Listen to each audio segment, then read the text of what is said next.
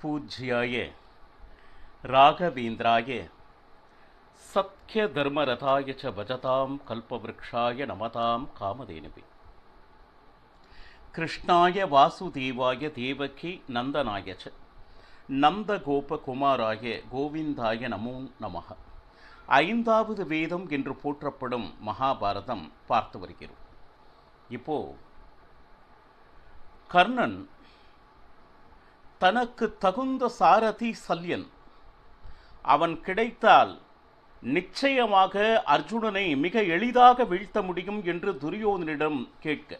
ஏன்னா அர்ஜுனனுக்கு பலமான சாரதி சாக்ஷாத் கிருஷ்ணனா இருக்க. அப்போ சல்யனை அமர வைத்தால் நிச்சயமாக எனக்கு மிகவும் உபயோகமாக இருக்கும் என்று துரியோதனிடம் கேட்க, சல்யன் அதை ஒப்புக்கொள்ளவில்லை. ஆரம்பத்தில் என்னுடைய வீரத்தை, என்னுடைய பராக்கிரமத்தை குறைத்து மதிப்பிடுகிறாயா துரியோதனா என்று சல்யன் அதனை மறுத்தான். ஆனால் துரியோதனன் அவனை பக்குவமாக, அர்ஜுனனுக்கு பகவான் கிருஷ்ணன் சாரதியாக இருக்கிறான் என்றால் கிருஷ்ணனுடைய சக்தி கம்மி என்று நினைக்கிறாயா? அர்ஜுனன் எப்படி கிருஷ்ணனுக்கு சாரத்துவம் செய்கிறாரோ அந்த நிலையில் உன்னை நாங்கள் வைத்திருக்கிறோம் என்று துரியோதனன் சொன்னதோடு மட்டுமல்லாமல், ருத்ரதேவருக்கு பிரம்மதேவரே சாரதியாக இருந்திருக்கிறார் என்கின்ற ஒரு அற்புதமான புராண விருத்தாந்தத்தை துரியோதனன் கூறுகிறார். திரிபுராசுரர்கள் அப்படின்னு சொல்லிட்டு 3 பேர், தாராக்ஷன், கமலாக்ஷன், வித்யுமாளி அப்படின்னு இவா 3 பேரும் பிரம்மதேவனுடைய வரம் படைத்து அவர்கள் ஒரு பட்டணத்தை தன் வசம் வைத்திருந்தனர். 3 பட்டணமும் ஒரு 1000 வருடங்களுக்கு ஒரு முறை ஒன்று சேரக்கூடிய ஒரு தருணத்தில், அந்த நேரத்தில் பானம் விட்டால் நிச்சயமாக அழியும் அப்படின்னு சொல்லிட்டு ஒரு வரம் பிரம்மனிடமிருந்து வாங்கி வைத்திருந்தனர். இந்த நேரத்தில் சிவன் இவர்களை அழிப்பதற்கு உண்டான அந்த சபதம் ஏற்று, அந்த நேரத்தில் யார் சாரதி செய்கிறது அப்படிங்கிற ஒரு விஷயம் வரும் பொழுது, சாக்ஷாத் பிரம்மதேவரே சிவனுக்கு சாரதியாக இருந்து சிவன் பாணத்தை விட்டு அந்த திரிபுராசுரர்களை அழித்தார் என்கின்ற விருத்தாந்தத்தை துரியோதனன் சல்யனுக்கு தெரிவித்தான். அது மட்டுமா அப்படின்னா பாருங்க, கொஞ்சம் நினைச்சு பாருங்க. எந்த ஒரு வேலை செய்கிறோமோ அதை சிறப்பாக செய்ய வேண்டுமே தவிர, இந்த வேலையை இங்குதான் இப்படித்தான் இவர்கள் மட்டுமே செய்ய வேண்டும் என்பது ஒரு கணக்கு அல்ல அப்படிங்கிறது சல்யனுக்கு புரிய வைத்தார். அது மட்டுமா அப்படின்னு பார்த்தோம்னா பாருங்க, இன்னொரு விருத்தாந்தத்தை துரியோதனன் சொல்ல ஆரம்பிக்கிறார். ஏன் கேட்டீங்கன்னா, பரசுராமருக்கு, ஏன்னா பரசுராமர் சிவனை குறித்து தபம் செய்தார். ஆச்சரியமான விஷயம். பரசுராமர் பார்த்தோம்னா சாக்ஷாத் பகவானுடைய அவதாரம். அவர் சிவனை குறித்து தபம் செய்வதாக மகாபாரதத்தில் கூறப்பட்டிருக்கிறது. அப்போ தபம் செய்து ருத்ரதேவர் முன் தோன்றிய பொழுது, எனக்கு அஸ்திர சஸ்திர வித்தைகளை வேண்டும் அப்படின்னு சொல்லிட்டு பரசுராமர் கேட்பதாகவும், இப்பொழுது நீ சுத்தமாக இல்லை, அதாவது 21 சத்திரியர் தலைமுறைகளை கொன்று வந்திருக்கிறார், நீ சுத்தமாக, அப்பொழுது உனக்கு அஸ்திர சஸ்திர வித்தையை கொடுப்பதாக ருத்ரதேவர் சொன்னதாகவும், அதன் பிறகு தேவாசுர யுத்தம் நடந்த பொழுது ருத்ரதேவன் பரசுராமருக்கு அனைத்து அஸ்திர சஸ்திரங்களை கொடுத்ததாகவும் மகாபாரதம் வர்ணிக்கிறது. இந்த இடத்துல நல்லா யோசிக்கணும்.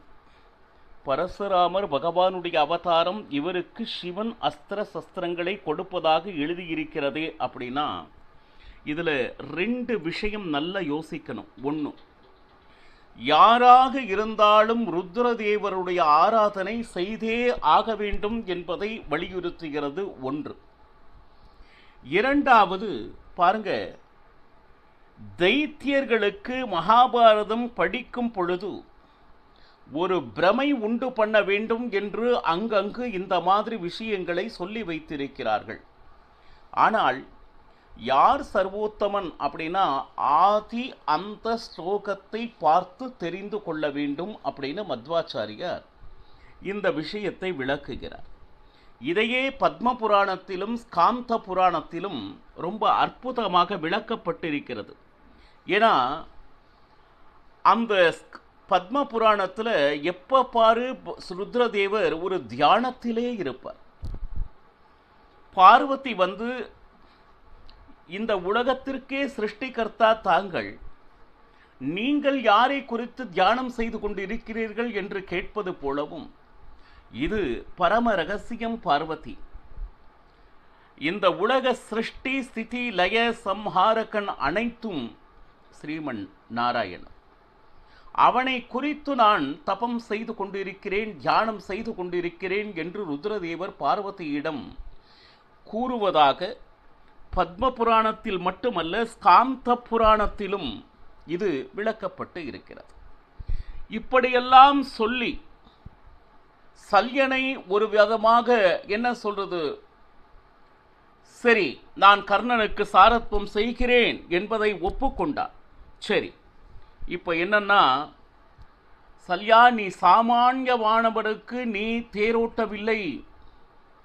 கர்ணன் கையில் இருக்கக்கூடிய அந்த தனுசு, அந்த வில் எப்பேற்பட்டது என்று தெரியுமா? அந்த வில்லை செய்தவன் யாருன்னா விஸ்வகர்மா. அந்த விஸ்வகர்மா இந்திரனுக்காக செய்த அந்த தனுசு தேவர்களுக்கும் அசுரர்களுக்கும் யுத்தம் நடந்த பொழுது இந்திரனால் பயன்படுத்தப்பட்டு மிகப்பெரிய வெற்றி வாகை சூடிய அந்த வில், அந்த இந்திரன் சாக்ஷாத் பரசுராமருக்கு கொடுத்தார். அந்த பரசுராமர் கர்ணனுக்கு கொடுத்த அந்த தனுசு, அப்பேற்பட்ட அந்த தனுசை கர்ணன் கையில் ஏந்தி கொண்டிருக்கிறான். இப்பொழுது துரியோதனன் ஒரு அற்புதமான வார்த்தை, ஏதோ தேரோட்டியின் மகன் என்று கர்ணனை சொல்லிக் கொண்டிருக்கிறார்கள். நிச்சயமாக அவன் தேரோட்டியினுடைய மகனாக இருக்க முடியாது. ஏன்னா இவ்வளவு மகிமை வாய்ந்த விஸ்வகர்மாவிலிருந்து பரசுராமர் வரை வழி வழி வந்த ஒரு தனுசு ஒருவரிடம் இருக்கிறது என்றால் நிச்சயமாக அவன் சிரேஷ்ட குலத்தை சேர்ந்ததாகவும் யாரோ தேவதையனுடைய அவதாரமாக இருக்க வேண்டும் அப்படின்னு சொல்லிட்டு துரியோதனன் சல்யனிடம் கூறுகிறான். ஏன்னா ஒரு குழந்தை கவச்சத்தையும் குண்டலத்தையும் தரித்தே பிறக்கிறது என்றால் அவன் எப்படி சாமானியமான ஒரு குழந்தையாக இருக்க முடியும்? இதையெல்லாம் கூறி துரியோதனன் ஒருவாறு சல்யனை சமாதானப்படுத்தி சல்யன் ஒப்புக்கொண்ட பிறகு உடனே கர்ணன் ரதத்தில் ஏற சல்யன் அந்த ரதத்தை கிளம்பினான். இதில் என்னன்னா, ஏறுவதற்கு முன்பாகவே சில விஷயங்களை சல்யன் கூறுகிறான் கர்ணனிடம். அப்பா 4 விஷயங்கள் உள்ளது. இந்த விஷயங்கள் யாரிடம் இருக்கிறதோ அவர்கள் நல்ல குணத்தை சேர்ந்த மாந்தர்கள் அல்ல. என்னது? தன்னைத்தானே புகழ்வது, இல்லை தன்னைத்தானே இகழ்வது, 2 குணம். அல்லது மற்றவரை புகழ்ந்து கொண்டே இருப்பது, அல்லது மற்றவரை இகழ்ந்து கொண்டே இருக்கிறது. இந்த 4 குணமும் நல்ல குணம் உடையவர்களிடம் இருக்க வேண்டிய குணங்கள் இல்லை. இது எனக்கு கண்டிப்பாக பிடிக்காது என்பதனை சல்யன் கர்ணனிடம் கூறினான். நான் உனக்கு சாரதியாக வேண்டும் அப்படின்னு துரியோதனன் கேட்டுக்கொண்டதனால் நான் இப்பொழுது சாரதியாக இருக்கிறேன். ஆனால் என்னுடைய யோக்கியத்தை இந்திரனுக்கு சாரதியாகும் அளவிற்கு எனக்கு அந்த சாரத்வத்தில் நிபுணத்துவம் இருக்கிறது அப்படின்னு சொல்லிட்டு சல்யன் சொன்னான். சரி, இதில் என்ன அப்படின்னு கேட்டிங்கன்னா, கர்ணன் சொல்கிறான் சல்யன் கிட்ட, எடு வண்டியை, எங்கெல்லாம் பீமன் அர்ஜுனன் தர்மராஜன் எங்கு இருக்கிறார்களோ அங்கே இந்த ரதத்தை செலுத்து சல்யா அப்படின்னு சொல்லிட்டு கர்ணன் சொல்ற. ஏன்னா ஆயிரக்கணக்கான அற்புதமான பானங்களை நான் இன்று வைத்திருக்கிறேன். சரி, இன்றைக்கு கர்ணன் யார் அப்படின்னு சொல்லிட்டு இப்பொழுது பாண்டவர்கள் அறிய போகிறார்கள். இதுல என்னன்னா, இப்படி தன்னை பெருமைப்படுத்துவதாக பேசிக்கொண்டே வந்தார். சல்யன் எத்தனை நேரம்தான் அதை கேட்டுட்டு இருக்கிறது. போதும் போதும் கர்ணா, நீ உன்னை பற்றி புகழ்ந்து கொண்டே இருப்பது போதும். இது எப்படி அப்படின்னு கேட்டீங்கன்னா, பாண்டவர்களுடைய வீரத்தை நீ குறைத்து மதிப்பிடுகிறாய். அந்த இந்திரனே வந்தாலும் அவர்களை எதிர்த்து வெற்றி காண முடியாது என்பதை நீ இன்னும் அறியவில்லை. அது மட்டுமா அப்படின்னா பாருங்க, உன்னுடைய பேச்சு அர்ஜுனன் உன் எதிரில் காணும் வரை என்பதை நான் அறிவேன். வெறும் பேச்சினால் போரில் வெல்ல முடியாது கர்ணா என்பதை நீ அறிந்தே அறிய வேண்டும். வருகின்ற ரதமானது பரசுராமரிடம் இருந்து வாங்கியது. ஆனால் வரும் வழி தோறும் பார்த்தோம்னா அநேக சகுனங்கள் கண்ணுக்கு தெரிந்தது. ஆனால் அதையெல்லாம் சட்டை செய்யாமல் அந்த ரதம் மேலே வந்து கொண்டிருக்கிறது. ஒரு தீங்கு நடக்கிறது என்றால் அந்த காலத்தில் அனைவருக்கும் ஏதோ உரமான துஸ்வப்னங்கள் அல்லது அபசகுனங்கள் ஒரு விதமான முன்னெச்சரிக்கையாக காண்பிக்கும். அதையே கருத்தில் கொண்டு நாம் சுதாரித்து கொண்டால் ஒருவேளை அந்த ஆபத்திலிருந்து தப்பிக்கலாம். ஆனால் எந்த அபசகுனத்தையும் தலையில் எடுத்து கொள்ளவில்லை கர்ணன். அது மட்டுமா அப்படின்னா உடனே கர்ணன் ஆரம்பித்தான். இன்னைக்கு அர்ஜுனனை யார் என்னிடம் காண்பிக்கிறார்களோ அவர்களுக்கு சரியான சன்மானம் நான் கொடுக்கிறேன் அப்படின்னு சொல்லிட்டு, உடனே என்ன சன்மானம் என்று கேட்கிறீர்களா? அவனாக பேசிட்டு இருக்கார் ரதத்தில் அமர்ந்து கொண்டு. உங்களுக்கு எவ்வளவு பணம் வேண்டுமோ அத்தனை பணமும் தருவேன், எது அர்ஜுனனை என் கண்ணில் காண்பித்தாள். அது மட்டுமா, ரத்ன குவியல்களில் நான் அவர்களுக்கு பரிசாக தருவேன். 100 பசுக்களை அந்த பால் கறக்கும் பாத்திரத்தோடு அலங்காரம் செய்து அவர்களுக்கு தானமாக கொடுப்பேன்.